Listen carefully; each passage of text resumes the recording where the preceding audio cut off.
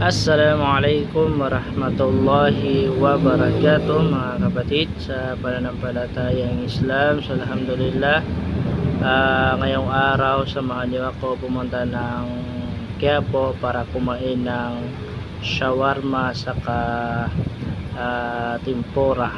So meron palang tinitinda na tempura doon.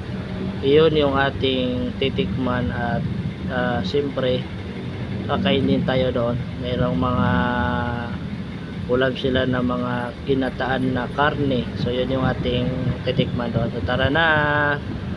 So yun, alhamdulillah, at ilang minuto lang yung tinakbo natin at nakarating na tayo dito sa Quiapo Muslim Town. At kumana na tayo dito para hanapin natin kung saan ba natin matatagpuan yung tinitinda nila dito na tempura. Masyaallah. So ito na.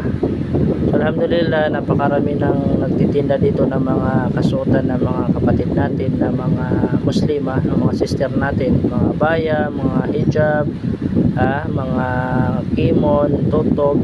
So kung bibili kayo ng mga kasuotan ng mga muslim, so ito na, nandito na lahat, mga sakurab.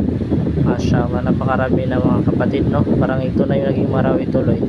So ito na nga, nandito na tayo sa bilihan ng mga fishball, mga quick saka mga tempura. So yan, maraming mga hotdog. Bili na lang kung ano yung kakainin. So kakainin pala natin dito ay tempura, yung pinuntahan natin dito ngayon. Masyaallah, napakasarap. Yan, nag-order na tayo. Nag-order na pala si Mrs., no?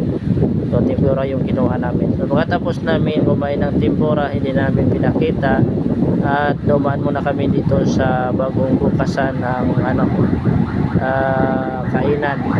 Ito yung makakain naman natin dito ay marami mga yan, mga klase, no?